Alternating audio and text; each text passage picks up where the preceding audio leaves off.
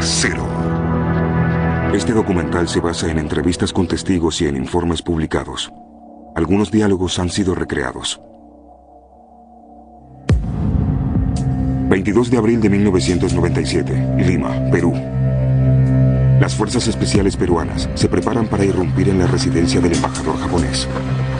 Están en juego las vidas de 72 hombres que son rehenes de un movimiento guerrillero revolucionario.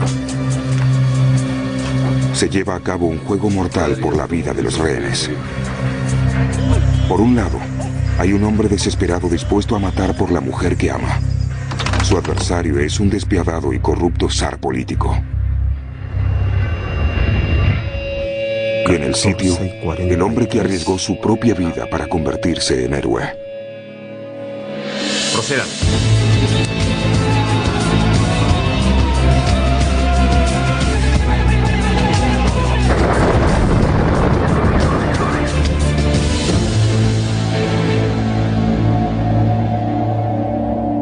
Lima.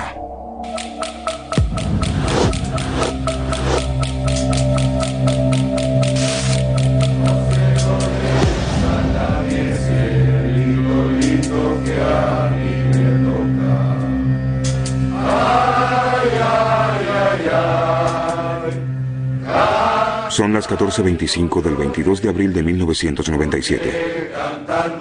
Esta es la historia de la última hora del último día de un sitio que duró 4 meses. En diciembre de 1996, el embajador de Japón en Perú organizó una fiesta antes de Navidad para la élite de Lima. Entre los 600 invitados estaba la periodista británica Sally Bowen.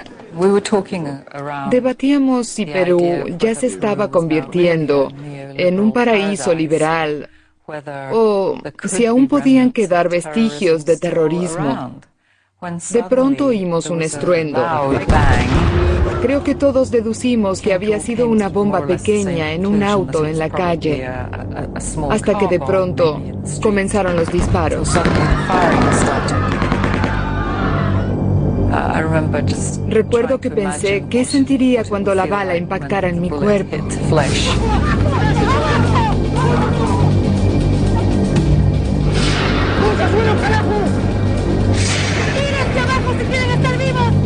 Sorprendentemente, una decena de guerrilleros tomaron como rehenes en cuestión de minutos a 600 de las personas más poderosas de Perú.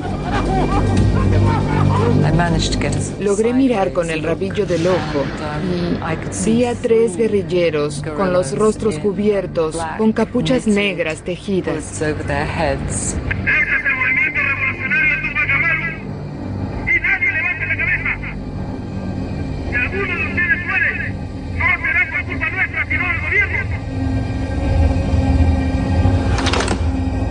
El líder de los guerrilleros es Néstor Serpa Cartolini, un ex líder laborista que realiza este acto desesperado motivado por sus creencias marxistas. Y también por amor. Su esposa es prisionera política en Perú y él quiere intercambiar a sus rehenes por ella. El movimiento revolucionario Tupac Amaru, o MRTA, es famoso por secuestrar y matar a sus rehenes.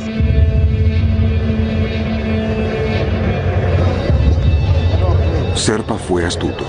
Sabía que su pequeño grupo de 14 no podría controlar a los 600 rehenes, pero tenían en sus manos a algunas de las personas más importantes de Perú. Entre otros, al canciller. Él será una de las cartas más importantes de Serpa a la hora de negociar. Serpa liberó a los prisioneros menos prestigiosos, los meseros, las mucamas y los cocineros. Un rehén militar escapó.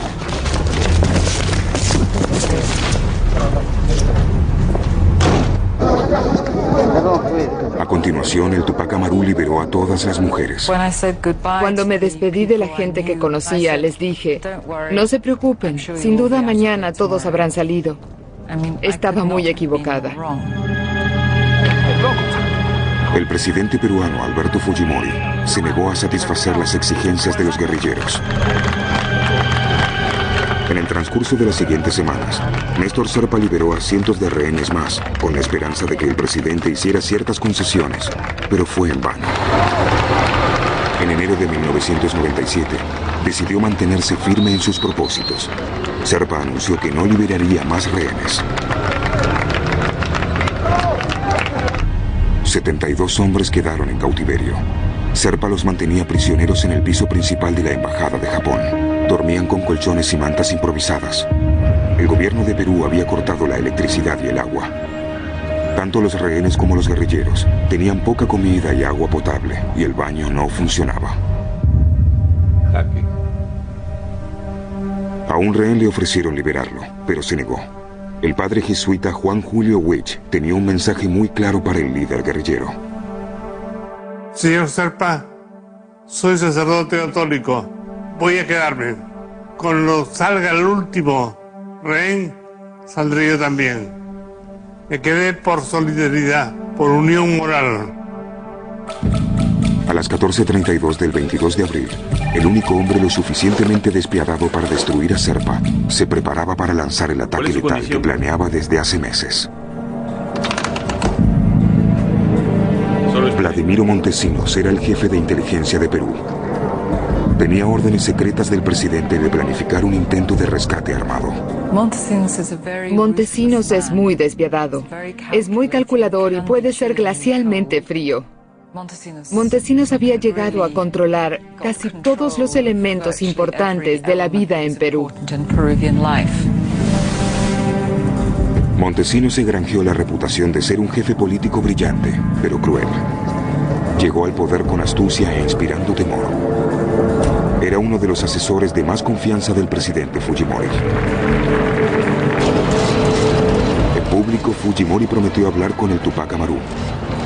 En privado, había dado a Montesinos la autoridad para que recurriera a cualquier método para deshacerse de los guerrilleros, excepto matar a los rehenes. Siguiente nivel. Su plan consistía en construir túneles debajo de la residencia del embajador de Japón para iniciar un ataque comando sorpresa y para colocar un potente explosivo en el salón de baile, donde funcionaba el centro de operaciones del MRTA. El problema era que los explosivos podían matar a algunos de los rehenes además de los terroristas. Avisen cuando el mar esté listo. Bien. Serpa había amenazado con matar a los rehenes si no satisfacían sus demandas. Lo que no sabía era que Montesinos tenía un arma secreta, uno de los rehenes. Su nombre en clave era El Mar y estaba en comunicación directa con Montesinos. Tenía el destino de los 72 rehenes en sus manos.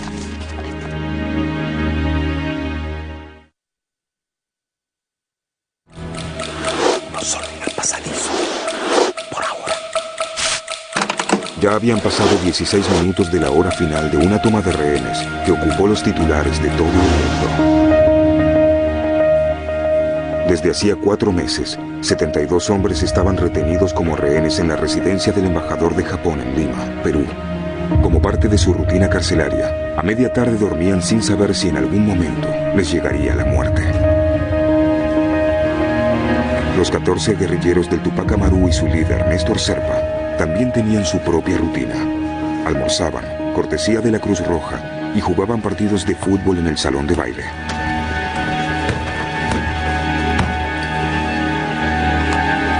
Pero uno de los rehenes no dormía.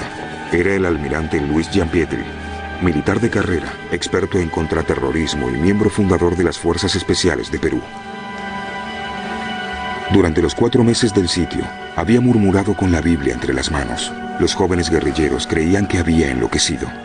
Lo que no sabían era que en su Biblia estaba oculto un transmisor que lo mantenía en comunicación directa con el jefe de inteligencia, Vladimiro Montesinos. Es el mar. Son 14:43. Aún no han comenzado.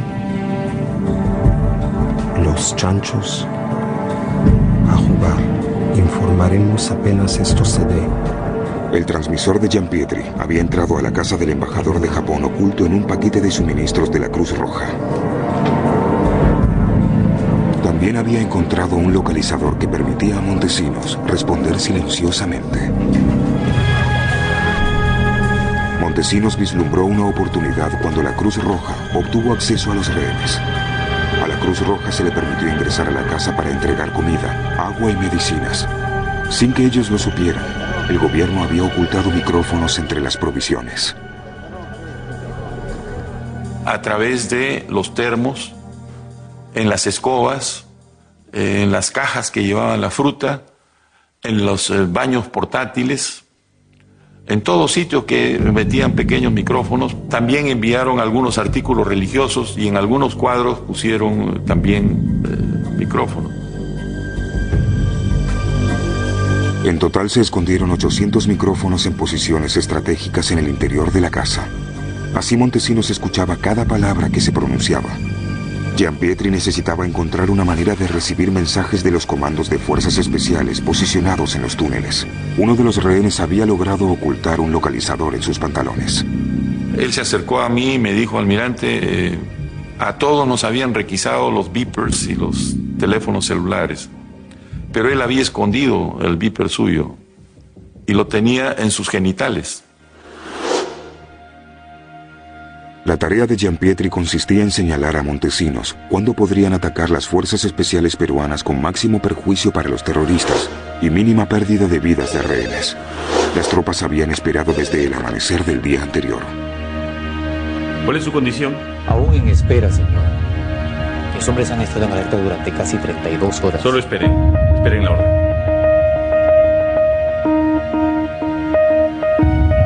Durante meses, Vladimiro Montesinos se había preparado para este día y esta hora. Gianpietri pensaba que era el momento justo. Los demás rehenes estaban llegando al límite de sus fuerzas. La mayoría no sabía nada, porque el más mínimo error podría arruinar el plan de rescate. Nosotros estábamos entrando ya en una situación de desesperación que era peligroso. Yo sentía lo mismo adentro. Había gente que ya no dormía, había algunos que de noche lloraban, lo cual hacía ver que en algún momento alguien podía perder el temperamento. Había uno que quería sacar la cuerda de mi guitarra para ahorcar a los terroristas.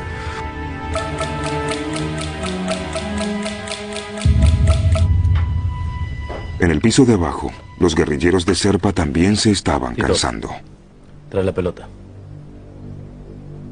Serpa organizaba partidos de fútbol frecuentes para mantenerlos entretenidos, pero patear una pelota improvisada no levantaba mucho la moral. Ya, terminen. Es hora de levantarse.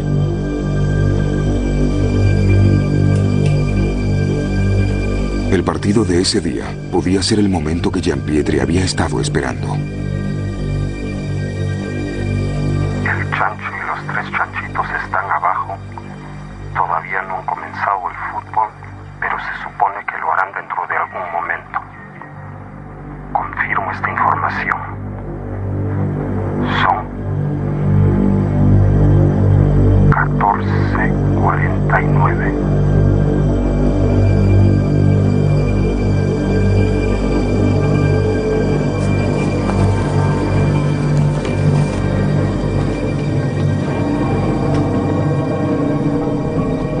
Durante esas semanas de inactividad y parálisis, las tropas de Néstor Serpa habían tomado cada vez más conciencia de su falta de capacidad y experiencia como líder.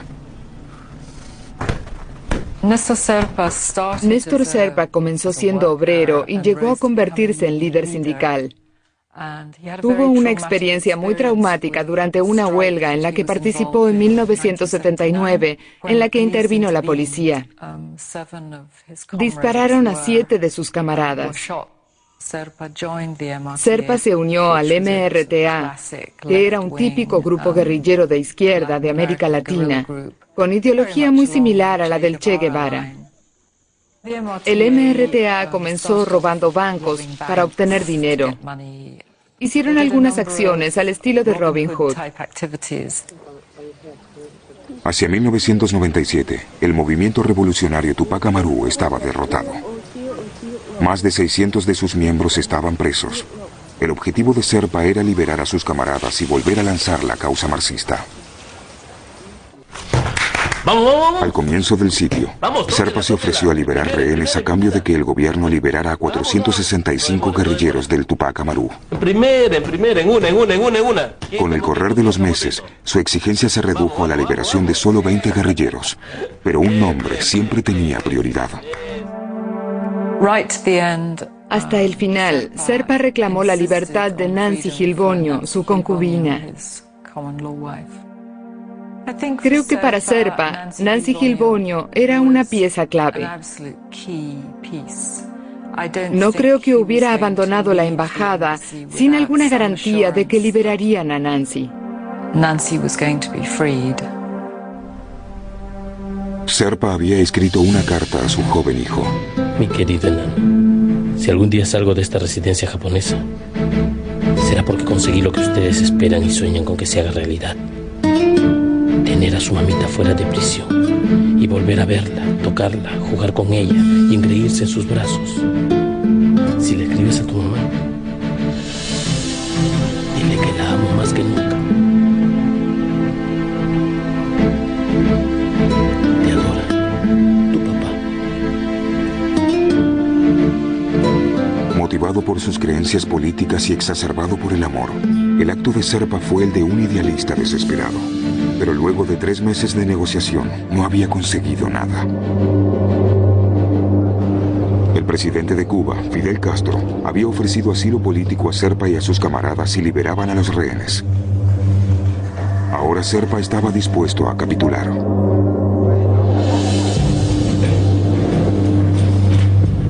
Serpa convocó a una reunión. Gracias a un micrófono oculto en el termo con café, Montesinos supo todo lo que se dijo.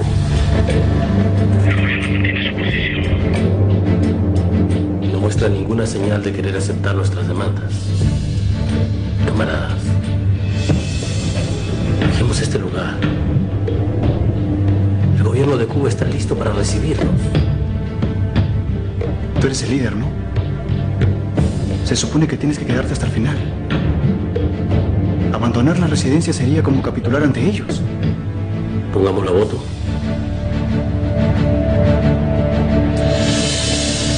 Mi voto es por abandonar la lucha. Y el mío es por continuarla. Por la liberación de todos nuestros camaradas en prisión.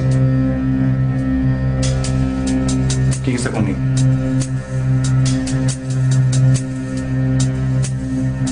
Somos 3 contra 1, Serpa.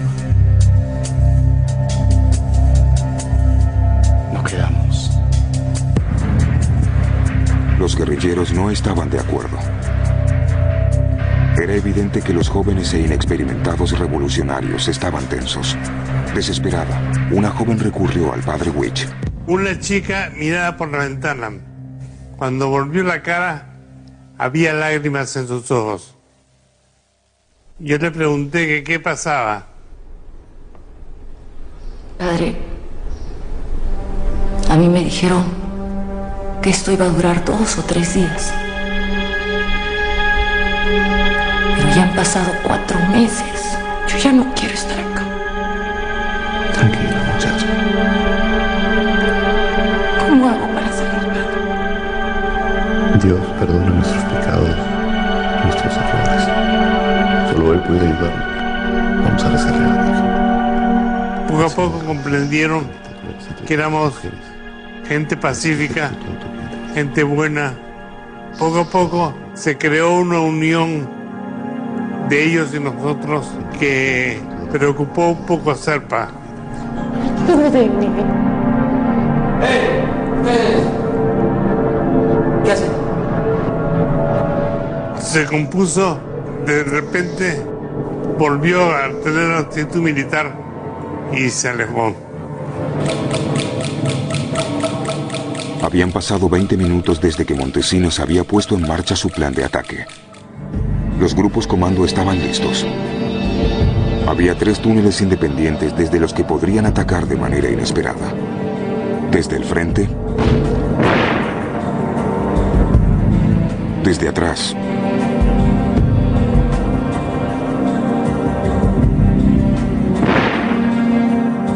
y desde el costado del edificio.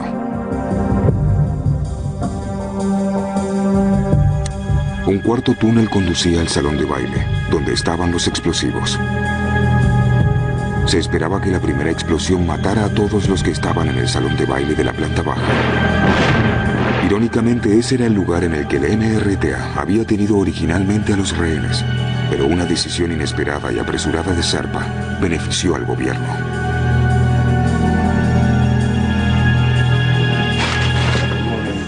El presidente Fujimori había declarado ante el mundo que solucionaría el secuestro de los guerrilleros del Tupac Amaru con negociación y diplomacia.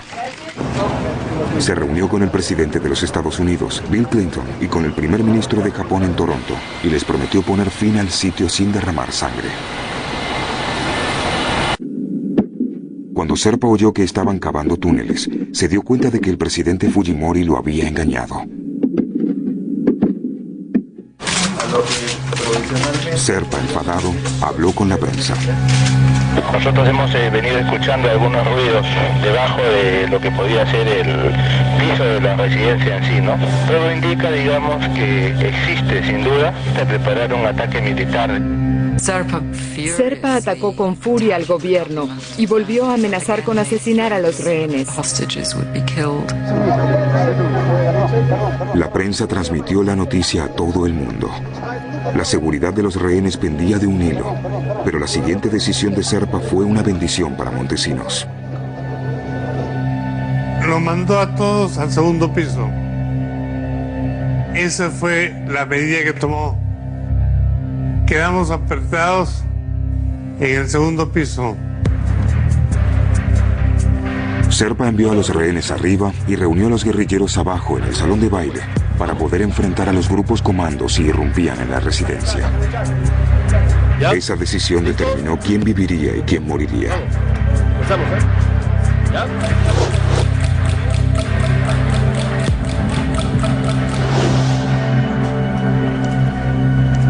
15:00.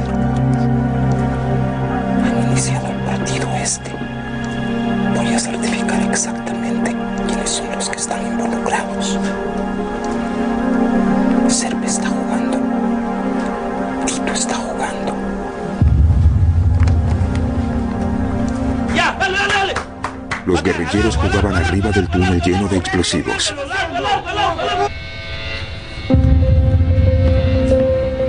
Gianpietri indicó a Montesinos que esperara. Pero antes de iniciar el ataque, Gianpietri debía asegurarse de que ninguno de los guerrilleros estuviera cerca de los rehenes y los matara. Después de 4 meses, pocos rehenes esperaban un intento de rescate. Jaque. Tampoco esperaban sobrevivir. ¡Dale, dale, dale, dale! Eso es a la hora, ¿no? Un toque, un solo toque, a ver quién puede. Pasas el árbol, un toque, a ver. En el salón de baile de la planta baja, los rebeldes estaban distraídos por el partido de fútbol y por sus propias discusiones.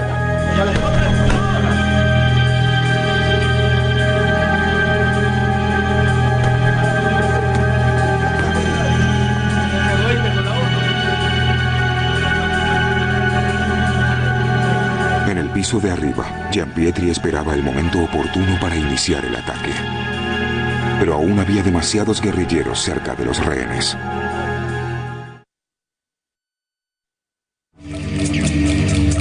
Queda menos de media hora en esta tragedia que se extendió por 4 meses. ¡Eso, siga!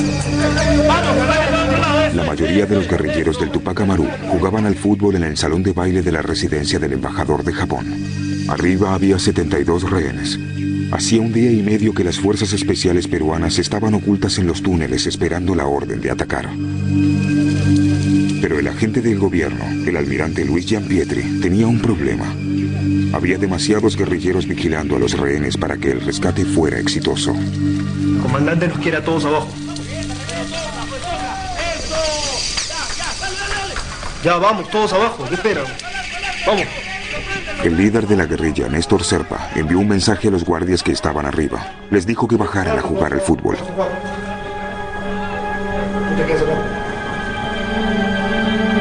Por un partido de fútbol, Serpa cometió un error fatal. El único guerrillero que quedó arriba estaba junto a una gran ventana, expuesto. Era un blanco fácil para los francotiradores posicionados en los techos vecinos.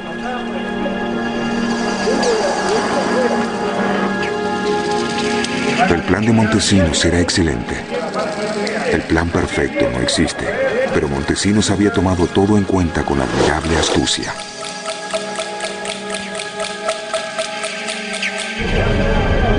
En público Montesinos se mostraba interesado en negociar, pero era todo una pantalla. Las dilatadas conversaciones tenían como único objetivo ganar tiempo. Serpa había permitido entrar a periodistas japoneses y de otras nacionalidades. El Tupac Amaru se jactó de sus armas y de sus importantes cautivos. Serpa anunció que el canciller peruano, Francisco Tudela, sería el primero en ser ejecutado si había algún intento de rescate. Pero Serpa no sabía que algunos periodistas eran agentes secretos de Montesinos que filmaban para reunir información detallada para un futuro ataque.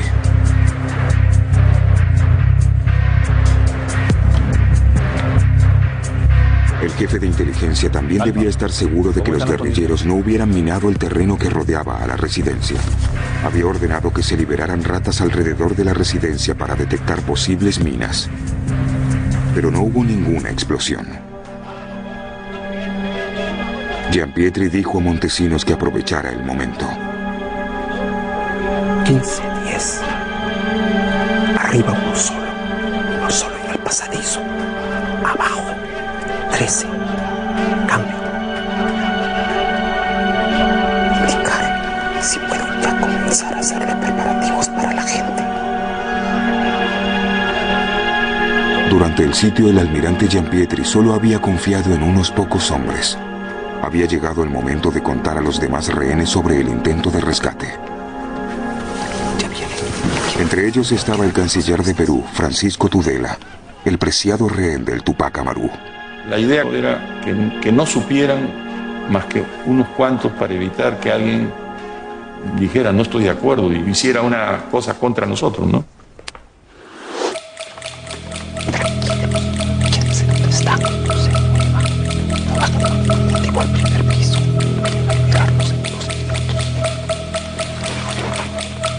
Y les digo, vamos a abrir la puerta. Entonces me quedaron mirando y ¿qué vas a hacer? Vienen por nosotros. ¿Estás loco? Me dijeron, vienen por nosotros.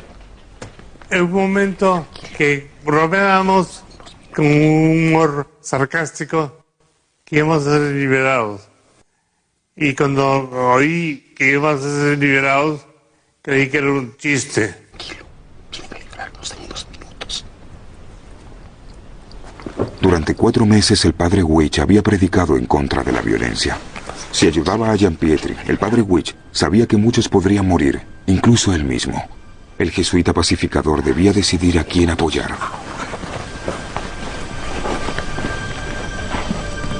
Juan Julio, tienes que ayudarme a mover el escritorio. Fue una prueba terrible, pero estábamos decididos a resistir. El padre Huich tomó una decisión. Ayudó a mover la mesa que bloqueaba su ruta de escape.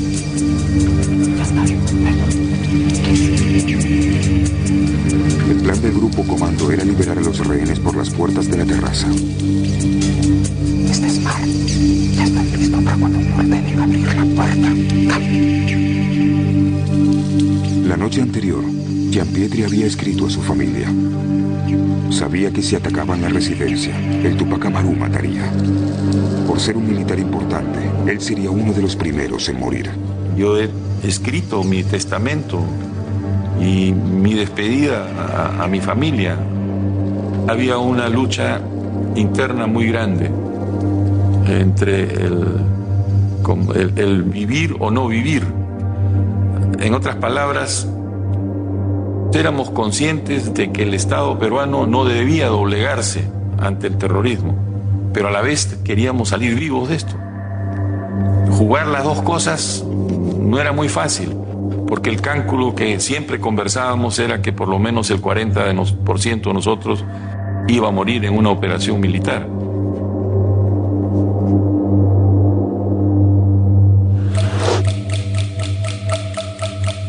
Faltaban solo unos minutos para que el partido de fútbol terminara y se perdiera la oportunidad de liberar a los rehenes.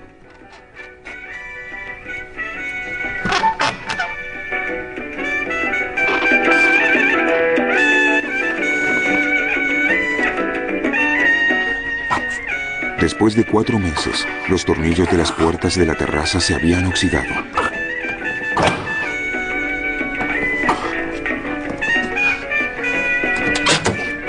Entonces abrimos la puerta, pero no totalmente porque teníamos temor de que ellos pudieran tener un booby trap en la parte de fuera. Las puertas se abrieron sin problemas. Los rehenes se enteraron de que había un plan de rescate. Prepara la puerta. Suerte. Acá lo vamos a esperar para ayudarlos.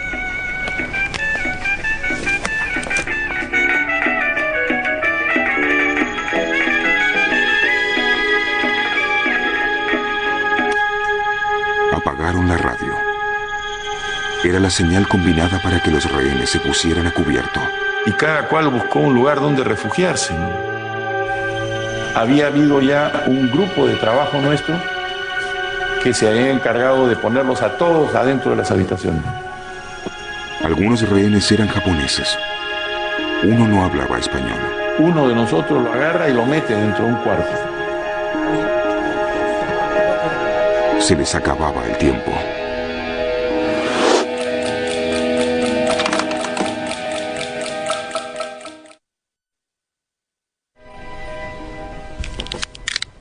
Montesinos aún necesitaba que el presidente Fujimori aprobara el ataque, pero en ese momento vital no podía comunicarse con él porque estaba solucionando problemas personales. Ya sé lo que está haciendo. Montesinos llamó a Fujimori. Fujimori estaba en el Palacio de Justicia haciendo unos trámites para su divorcio. La secretaria que respondió el teléfono celular de Fujimori no quería comunicar a Montesinos. Montesinos terminó gritando a la secretaria por teléfono para que ella lo comunicara con Fujimori, para que él diera la orden de entrar. Se grabó la conversación entre el jefe de inteligencia, Montesinos, y el presidente Fujimori. ¡Vamos, vamos! Ya te está persiguiendo ya. Está feo. Sí, ya está todo ya en regla, no hay absolutamente nada. Están abajo todavía. ¿Y el hombre sabe? Sí. ¿Quién es el de arriba? Un lechoncito nada más. ¿Varón? Sí, chancho y chanchito está abajo. Ya. Perfecto. Procedan. Tras 32 horas de espera, los grupos comando estaban muy tensos.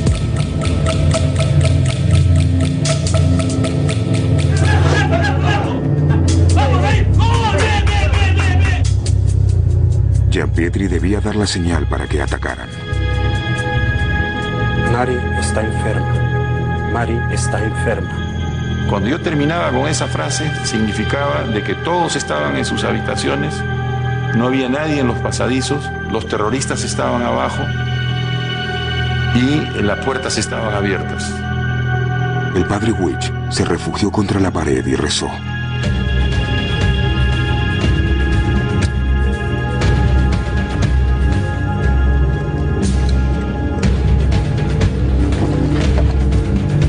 ¿Listos? ¿Listos? 6.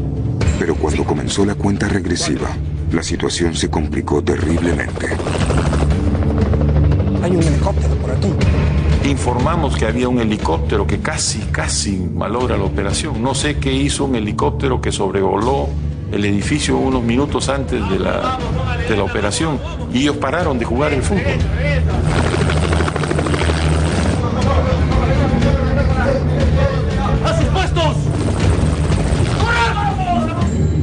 El líder del grupo comando debía tomar una decisión en una milésima de segundo. 3, 2, 1. Dale. Los explosivos no se encendieron. No sé. Y el oficial que estuvo abajo tuvo un tiro seco cuando hicieron la primera explosión. No funcionó el sistema. Pero en todo tenían duplicado. Batería. Una batería de autos se convirtió en un rápido, aunque menos sofisticado, plan B.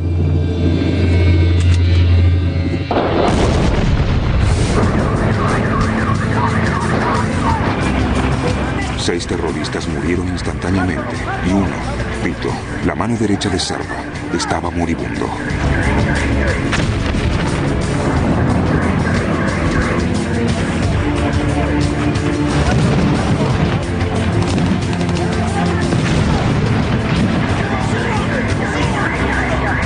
Serpa y otros 7 corrieron hacia el piso de arriba decididos a matar a los rehenes. 140 oficiales irrumpieron en la residencia desde todas las direcciones. El Tupac Amaru se vio superado en número. Porque el ingreso fue masivo, fue por 10 sitios distintos a la vez. Todos entraron por distintos lugares. Los oficiales debían rescatar a los rehenes antes de que los guerrilleros los mataran. Dispararon a Néstor Serpa en la escalera mientras se dirigía hacia los rehenes.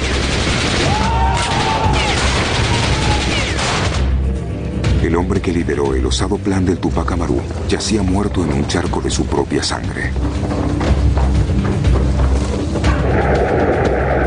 El micrófono en la Biblia del almirante Giampietri registró la batalla.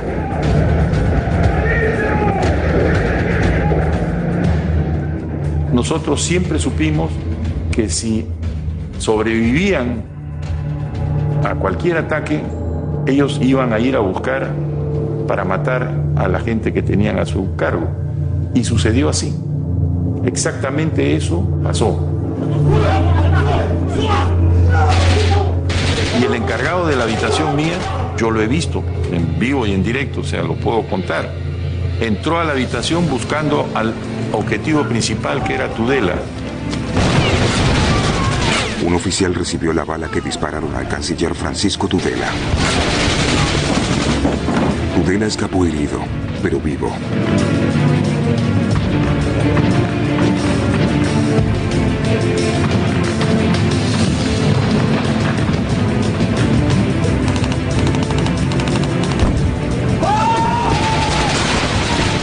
Los oficiales lograron reducir a los guerrilleros, yendo de un cuarto a otro.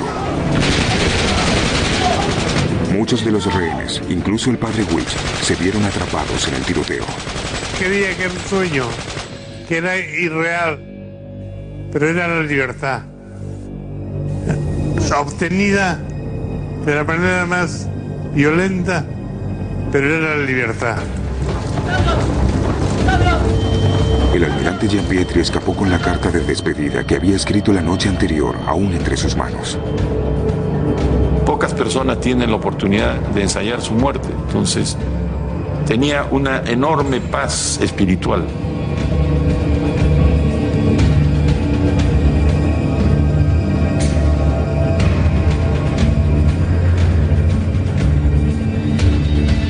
En ese momento yo dije, estoy vivo. Ahí fue donde realmente me di cuenta de que estaba vivo.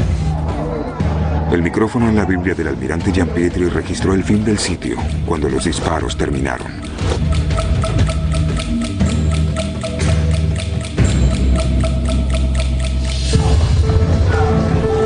Los informes posteriores dicen que los grupos comando dispararon 500 balas a Serpa.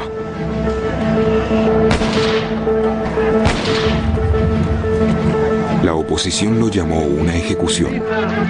Fue una venganza contra el hombre que humilló a las autoridades de Perú ante el mundo. Quizás nunca se sepa si murió en un tiroteo o si lo ejecutaron despiadadamente.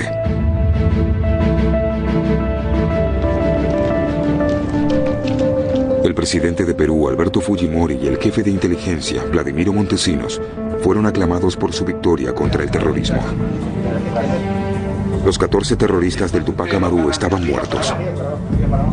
El presidente Fujimori inspeccionó personalmente sus cuerpos ante las cámaras de televisión.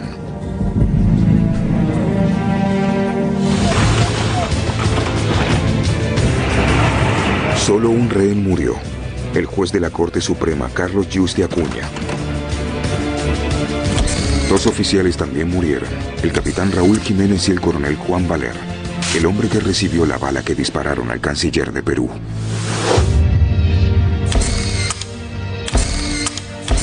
El violento intento del grupo Tupac Amaru terminó con su muerte.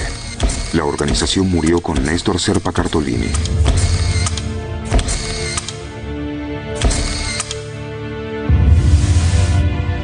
Sus hijos, Néstor y Juan Carlos, están exiliados. Su esposa Nancy estará en prisión por el resto de su vida. Sally Bowen cree que la violenta solución del gobierno de Perú a la crisis de los rehenes fue el resultado de la humillación que sintieron. Hicieron quedar como estúpidos a los servicios militares y de inteligencia. La mayoría de los 14 guerrilleros no tenían entrenamiento. Eran muy jóvenes y venían de la selva. Nunca habían estado en Lima. Aunque finalmente no obtuvieron lo que buscaban, mancillaron el orgullo de las Fuerzas Armadas y de los servicios de inteligencia. Debían vengarse.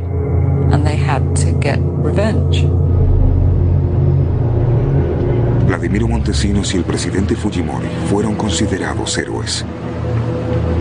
Pero por un extraordinario giro del destino, en menos de 2 años, ellos mismos serían fugitivos.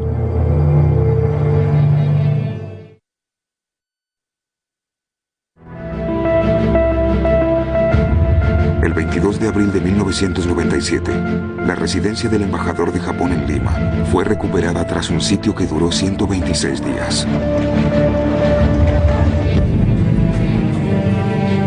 Vladimiro Montesinos fue elogiado por su rol en la victoria contra el terrorismo, pero se descubrió que el jefe supremo de inteligencia usaba la guerra contra el terrorismo para ocultar una red de corrupción. El poder de Montesinos le otorgaba control ilimitado del negocio más próspero de Perú, la cocaína. Hay pruebas convincentes de que Montesinos continuó exportando cocaína de Perú durante el sitio a la embajada de Japón. Aprovechó que la prensa estuvo concentrada en lo que pasaba en la residencia de Japón. En septiembre de 2000, la televisión peruana transmitió una grabación de video secreta. Mostraba a Montesinos sobornando a un político de Perú. Así se reveló su imperio de crimen y corrupción. Cuando se había convertido en quien compartía el poder con Fujimori, en realidad era el cerebro del tráfico de drogas de Perú. Recibía un porcentaje por cada cargamento de cocaína que partía del país. Montesinos huyó del país, pero fue capturado en junio de 2001. Cuando lo atraparon, inculpó también al presidente de Perú, Fujimori. Al final, Fujimori no logró sobrevivir sin Montesinos. Él también huyó del país poco después que Montesinos. Luego de un par de semanas, asistió a una conferencia internacional en Brunei y nunca regresó. Envió un fax diciendo al pueblo peruano que renunciaba. El país se había quedado sin presidente. Vladimiro Montesinos sigue en una prisión de Perú esperando la sentencia que lo condenará a cadena perpetua. El padre Huich recibió el Premio Nacional de Perú a los Derechos Humanos por apoyar a los rehenes. La violencia no es solución. La violencia solo trae violencia, odio, rencor, muerte. Después del sitio, el almirante Gianpietri incursionó en la política y fue elegido vicepresidente de Perú en 2006. Esto no fue una cosa circunstancial y esa es una de las razones por las cuales yo he entrado en política. Porque creo realmente que si este país no recibe un cambio muy grande en su sociedad, es una bomba de tiempo. Un guerrillero violento, un asesor corrupto y un político mentiroso. Las acciones de estos 3 hombres contribuyeron a su trágica ruina. Uno murió y los otros 2 sufrieron la deshonra en la cuenta regresiva hacia la catástrofe. 6 meses después del sitio, la residencia del embajador de Japón fue demolida. Perú borró toda prueba de una casa en la que se vivió una masacre.